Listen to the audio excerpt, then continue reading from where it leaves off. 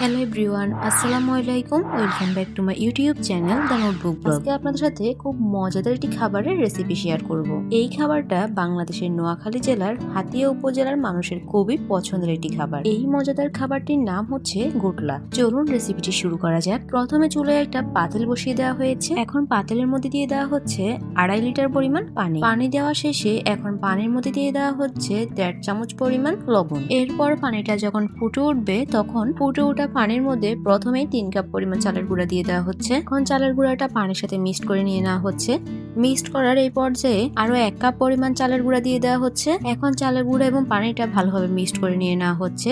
এই পর্যায়ের মধ্যে দিয়ে দেওয়া হচ্ছে 1 কাপ পরিমাণ ময়দা। এখন সবকিছুকে আবারও মিক্সড করে নিয়ে নেওয়া হচ্ছে। মিক্সড করার এই পর্যায়ে আরো 1 কাপ পরিমাণ চালের গুঁড়া দিয়ে দেওয়া হচ্ছে। এইভাবে অল্প অল্প করে ময়দা এবং চালের গুঁড়াটা মিক্সড করে পারফেক্ট ডো তৈরি করে নেওয়া হচ্ছে। এই পর্যায়ে পারফেক্ট ডো তৈরি করা কমপ্লিট। এখন চুলা থেকে পাতিলটা নামিয়ে একটা বড় ট্রে এর মধ্যে ডোগুলো নিয়ে নেওয়া হচ্ছে। পাতিল থেকে ডোগুলো নিয়ে নেওয়ার পরে এই পর্যায়ে ডোগুলোকে ঠান্ডা করে নিয়ে নেওয়া হচ্ছে। ডোগুলো ঠান্ডা করে এরপর হাতের সাহায্যে ডোগুলোকে ভালোভাবে মথে নেওয়া হয়েছে। ডোগুলো এইভাবে পারফেক্ট ভাবে মথে নেওয়া শেষে এখন ডোগুলো দিয়ে একটা একটা করে রুটি তৈরি করে নেওয়া হবে। ফার্স্টে একটা ডো নিয়ে নিচ্ছি। এরপর ডোটা রুটি বেলার ফিরির মধ্যে নিয়ে ডোয়ের উপরে সামান্য পরিমাণে চালের গুঁড়া দিয়ে দিচ্ছি।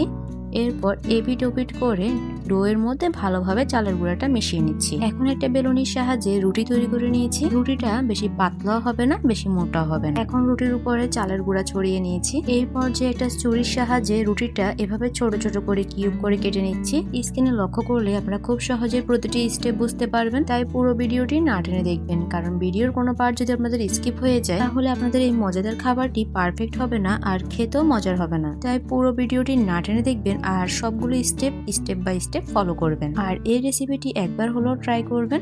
আশা করি আপনাদের এবং আপনাদের পরিবারের সকল সদস্যদের কাছে খুবই ভালো লাগবে। এইভাবে ছোট ছোট করে কিউব করে কেটে নেওয়া হচ্ছে। কিউবগুলোর সাইজ ঠিক এরকমই হবে, দেখুন। এইভাবে বাকি ডোগুলো দিয়ে রুটি তৈরি করে রুটিটাকে কিউব কিউব করে কেটে নেওয়া হচ্ছে। আপনারা চাইলে যে কোনো ছুরি অথবা পিঠা কাটার এই কাটারগুলো দিয়ে রুটিটাকে কিউব কিউব করে কেটে নিতে পারেন।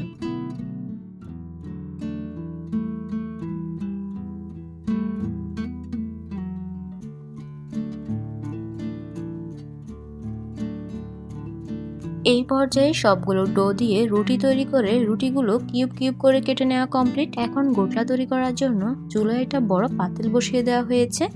আর পাত্রের মধ্যে দিয়ে দেওয়া হচ্ছে পরিমাণ মতো তেল। তেলটা কিছুটা গরম হয়ে গেলে এর মধ্যে দিয়ে দেওয়া হচ্ছে 1 চামচ পরিমাণ রসুন বাটা, 2 চামচ পরিমাণ পেঁয়াজ বাটা। এখন তেলের মধ্যে পেঁয়াজ এবং রসুন বাটাটা ভালোভাবে মিশিয়ে নেওয়া হচ্ছে। এরপর 2 থেকে 3টা তেজপাতা দিয়ে দেওয়া হচ্ছে।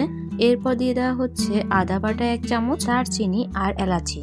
এরপর সবগুলো উপকরণ একসাথে মিশিয়ে এর মধ্যে দিয়ে দেওয়া হচ্ছে প্রায় 1 চামচ পরিমাণ লবণ। এখানে কিন্তু আমি মশলা এবং লবণগুলো দেওয়ার সময় চামচটা মিডিয়াম সাইজের নিয়েছি। এখন মশলাগুলোকে ভালোভাবে কষিয়ে এর মধ্যে দিয়ে দিচ্ছি জিরা এবং ধনিয়া গুঁড়া মিক্সড 1 চামচ, হলুদের গুঁড়া 1 চামচ, 1.5 চামচ পরিমাণ লাল মরিচের গুঁড়া। এখন সবগুলো মশলা একসাথে ভালোভাবে কষিয়ে মশলার মধ্যে দিয়ে দেওয়া হচ্ছে পরিমাণ মতো চিংড়ি মাছ। চিংড়ি মাছগুলো আগে থেকে পরিষ্কার করে ধুয়ে কেটে রাখা হয়েছিল। আপনারা যদি বেশি পরিমাণে চিংড়ি মাছ পছন্দ করেন তাহলে চিংড়ি মাছটা বেশি পরিমাণে দিবেন, আর যদি কম পছন্দ করেন তাহলে কম দেবেন। কিন্তু এই খাবারে চিংড়ি মাছটা একটু বেশি দিলেই মজা হয়। চিংড়ি মাছটা কিছুক্ষণ মশলার মধ্যে ভালোভাবে কষিয়ে এরপর চিংড়ি মাছের মধ্যে সামান্য পরিমাণে পানি দিয়ে আবারও চিংড়ি মাছটা ভালোভাবে কষিয়ে নেওয়া হচ্ছে।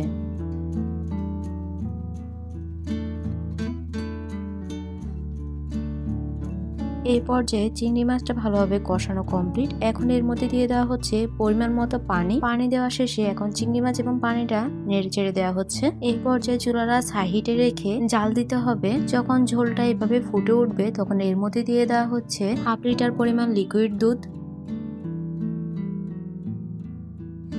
এখন সবকিছুকে নেড়ে চেড়ে মিশিয়ে নেওয়া হচ্ছে। নেড়ে চেড়ে মিশিয়ে নিয়ে আরো কিছুক্ষণ সময় নিয়ে জাল দিতে হবে।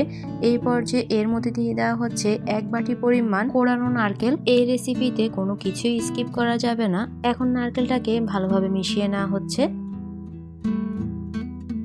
এই পর্যায়ে এর মধ্যে দিয়ে দেওয়া হচ্ছে প্রায় 4 থেকে 5টা কাঁচামরিচ। আপনারা আপনাদের ঝালের পরিমাপ অনুযায়ী কাঁচামরিচটা ব্যবহার করবেন। এখন সবকিছুকে আবারও নেড়ে চেড়ে আরো কিছুক্ষণ সময় নিয়ে জাল দিতে হবে। এই পর্যায়ে টেস্ট করে দেখেছি লবণটা একটু কম হয়েছে, তাই আরো 1 চামচ পরিমাণ লবণটা দিয়ে দিয়েছি। এরপর লবণটা মিশিয়ে আরো কিছুক্ষণ জাল দেওয়ার পরে যখন চিংড়ি মাছের ঝোলটা এভাবে ফুটে উঠেছে তখন এর মধ্যে দিয়ে দিচ্ছি রুটির ছোট ছোট করে কিউব করে কেটে রাখা ডোগুলো।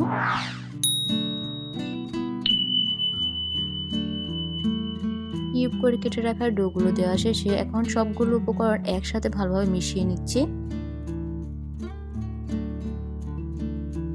এই পর্যায়ে প্রায় 5 থেকে 10 মিনিট ভালোভাবে রান্না করার পরে এখন এর মধ্যে দিয়ে দিচ্ছি পেঁয়াজ বেরেস্তা দেওয়া শেষে এই পর্যায়ে গোটলা তৈরি করা কমপ্লিট। এখন চলুন আপনাদেরকে গোটলা পরিবেশন করে দেখিয়ে দিচ্ছি। এখানে আমি একটা বাটির মধ্যে গোটলা নিয়ে এর উপরে সামান্য পরিমাণে ধনেপাতা কুচি দিয়েছি। এই রেসিপি যদি আপনি কখনো বানিয়ে না খান তাহলে আপনি এর স্বাদ কখনোই বুঝতে পারবেন না। তাই একবার হলো এই রেসিপিটি ট্রাই করবেন। আশা করব আপনাদের পরিবারের সকল সদস্যরই ভালো লাগবে। এই মজাদার গোটলা আপনি চাইলে এমনিতেই খেতে পারেন অথবা রুটি দিয়ে খেতে পারেন। দুইভাবে খেতেই অসাধারণ স্বাদ। এই মজাদার খাবারটি কিন্তু খাতিয়ার মানুষের কাছে খুবই জনপ্রিয় একটি খাবার। একবার হলো এই মজাদার খাবারটি ট্রাই করে দেখবেন। আশা করব আপনাদের কাছে ভালো লাগবে।